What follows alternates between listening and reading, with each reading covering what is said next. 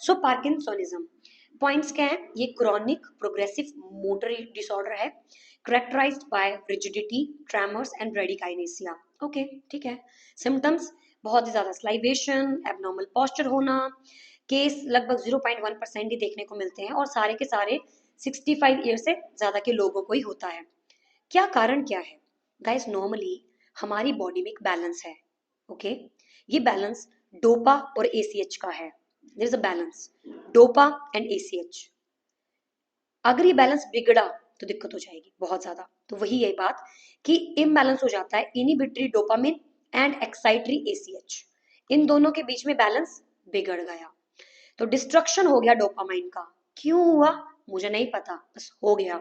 Dopamine बिल्कुल गायब हो चुके हैं। तो ऑटोमेटिकली अगर डोपा गायब हो गया तो ऑटोमेटिकली एसीएच क्या हो गया? बढ़ गया। अब आप इस डिसऑर्डर को या तो ये बोल लो that parkinsonism is basically when the dopamine level are less, और you can say when the ACH level is high. That's it, simple. Okay, और ये डोपामिनर्जिक न्यूरॉन पाए कहाँ जाते हैं? Substantia nigra. I still remember जब मैंने पढ़ा था अपने कॉलेज टाइम में, तो वहां पर ना हमारी जो बुक्स है मेडिकल सर्जिकल की, उनके अंदर या कहाँ पता नहीं, कहीं एक्स्ट्रा ही पढ़ा था। There was a boxer, Muhammad Ali boxer था शायद, कहीं तो रीड किया था। सो मोहम्मद अली जो थे वो पार्किंसन एक्सपीरियंस किया उन्होंने। वो बहुत बड़ा बॉक्सर था। उसकी फाइटिंग हुई थी सामने किसी बॉक्सर से, और वो पंच जो था वो उसके सबस्टेंशिया नाइग्रा को डैमेज कर दिया पंचिंग के दौरान। और उस पर्सन का फिर जो सबस्टेंशिया नाइग्रा था वो डैमेज होने की वजह से वो पार्किंसन में एक्सपीरियंस किया वो।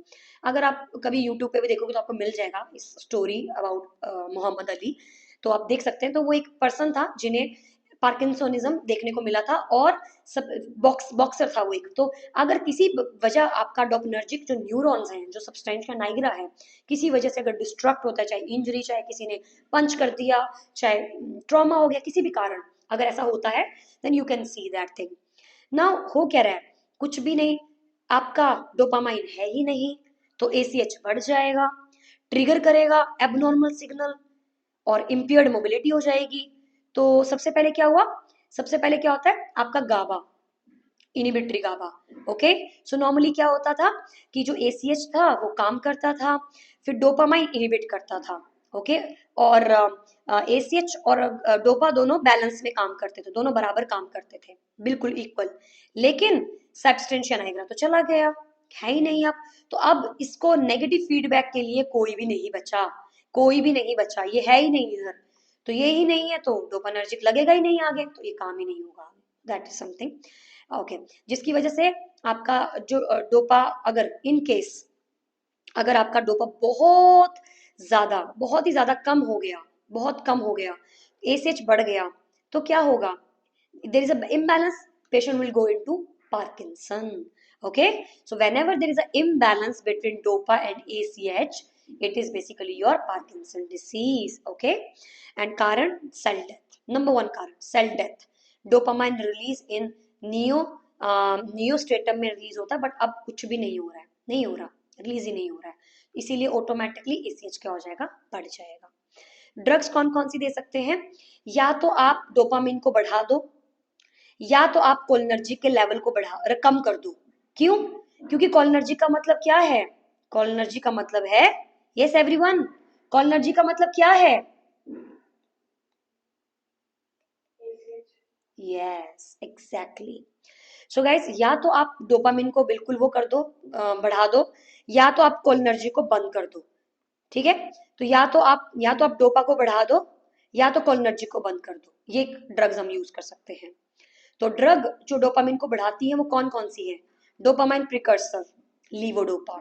Peripheral decarboxylase inhibitors, carbidopa.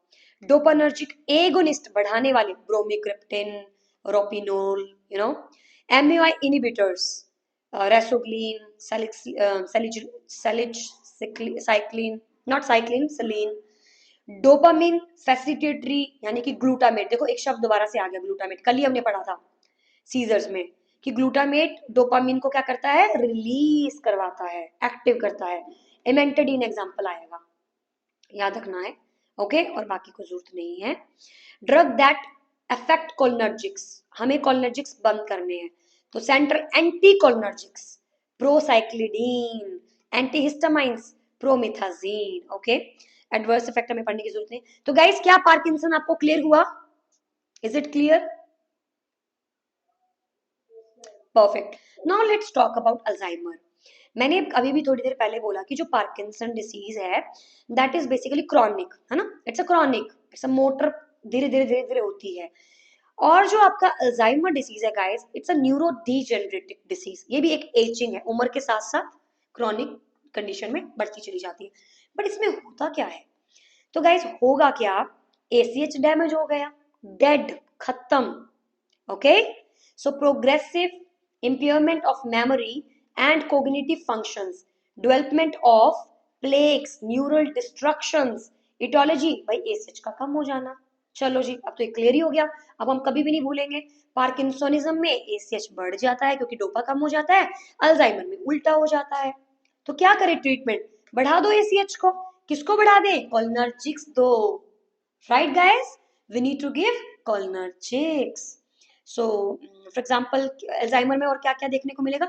Loss of memory, inability to recall, difficulty in performing similar task, forget time, poor misplacing, गलत जगह पे रख देना, ऐसे फालतू की चीजें, डिप्रेशन, ये वो। क्लासिफिकेशन मैनेजमेंट में cholinesterase, inhibit tacrine, one drug use, not use now, अब तो नहीं यूज करते बट पहले किया जाता था। नए नए ड्रग्स आ चुके हैं हमारे पास, नियोस्टिग्माइन, रीवास्टिग्माइन, जिन्हें आप यूज कर सकते हैं। नोट्रोपिक एजेंट्स भी होते हैं, पिरेक्टम, यूफोरिया करते हैं ये, एनएमडीए, ये आपको ज्यादा करने की जरूरत नहीं है बिकॉज इसे हम फार्मा में पढ़ेंगे। That's all guys. So now let's go back to the nervous and let's see our Parkinson again. Okay, no issue. So we have Parkinson here. Let me show you symptoms. देखेंगे हम Parkinson. Okay. Okay. Yeah.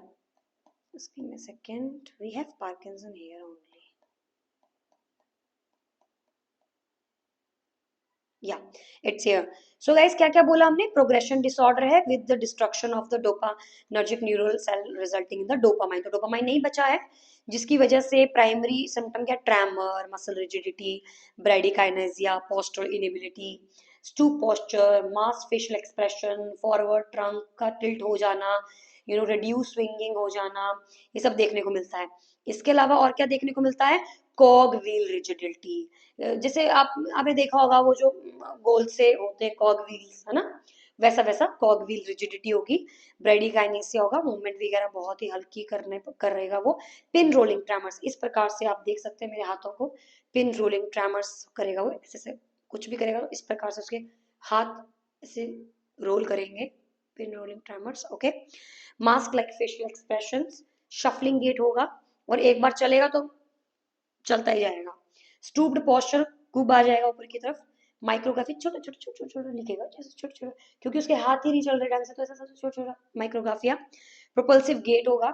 Autonomic symptoms क्या होंगे? Excessive uncontrolled sweating, proximal flushing, orthostatic hypotension, gastric and urinary retention, constipation, sexual dysfunction देखने को मिलेगा। Manage क्या करना है? मैंने ड्रग्स तो सारी बता ही दी हैं आपको। डोपिनर्जिक्स दोगे यानी कि डोपामिन को बढ़ाओगे, लीवोडोपा, कार्बिडोपा, एमेंटेडिन, ब्रोमोक्रिप्टिन, ये एगोनिस्ट होते हैं। अवॉइड करेंगे एमयूआईज क्योंकि वो हाइपरटेंशन क्राइसिस लीड कर सकते हैं। Avoid food with high in vitamin B 6 क्योंकि वो ब्लॉक कर सकते हैं। एंटी पार्किंसन की जो मेडिकेशंस हैं उनको काम नहीं करने देंगे। तो ना तो आप विटामिन बी 6 देते हो लीवोडोपा कार्बिडोपा के साथ, ना ही आप मोनोअमाइन ऑक्सीडेज इनिबिटर्स देते हो, ध्यान रखना। Anti depressants, avoid tyramine rich food नहीं देने हैं। एंटी कोलिनर्जिक्स, क्यों? क्योंकि कोलिनर्जी का मतलब होता है एसीएच, वो तो ऑलरेडी बढ़ा हुआ है तो हम तो एसीएच नहीं चाहते हैं, तो we will give anti ACh यानी कि एंटी कोलिनर्जिक्स ड्रग्स देने हैं, और ये सब नोटिस हमें करना है। इंटरवेंशन यानी कि nursing management, very very very important. So guys आपको क्या ध्यान रखना है? Swallowing ability. क्यों? क्योंकि मसल काम नहीं कर रही है गाल की, हो सकता है बहुत ही ज्यादा डिफिकल्टी हो स्वॉलोइंग करने में। Next, maintain the client mobility for long as possible, तो उसको बोलना है कि मोबिलिटी जो है वो मेंटेन करके रखे जितना हो सकता है। Sign of depression and dementia हो सकते हैं, सेफ्टी वेरी वेरी इंपॉर्टेंट। और पेशेंट को डिप्रेशन भी बहुत होता है क्योंकि वो अपने कपड़े के बटन बंद नहीं कर सकता, वो पैंट की जिप नहीं लगा सकता, वो अपना छोटा छोटा काम नहीं कर सकता है। तो वो इंसान जो बेचारा नॉर्मल सब काम कर रहा था बट अब वो काम नहीं कर पा रहा है, उसे डिप्रेशन हो जाएगा। So we have to make sure कि वो गिर ना जाए, रग्स ना हो, इलेक्ट्रिक रेजर यूज करें क्योंकि ब्लेड से वो कट सकता है। कम्युनिकेशन, बातचीत करो उससे ज्यादा क्योंकि वो बेचारा बोल नहीं पा रहा है ढंग से। आराम से बातचीत कीजिए, ओपन एंड क्वेश्चंस पूछिए। encourage the client to speak slowly, to pause frequently and facial muscle strengthening exercise करने को बोलिए। और फिजियोथेरेपी जो है वो हम पेशेंट को कर सकते हैं क्योंकि इससे किसी प्रकार के contractures, what are contractures, permanent rigidity हो जाना बोन्स का, जॉइंट्स का एंड मसल्स वगैरह जो है वो परमानेंट जो है वो, नॉट परमानेंट बट हाँ वो बिल्कुल अकड़ जाती है, that is contractures. Refer the client to speech and language pathologist. तो गाइज ये कुछ नर्सिंग मैनेजमेंट में आपको ध्यान रखनी है, पेशेंट को आपने इम्प्लीमेंट करनी है। Is it clear now? Is it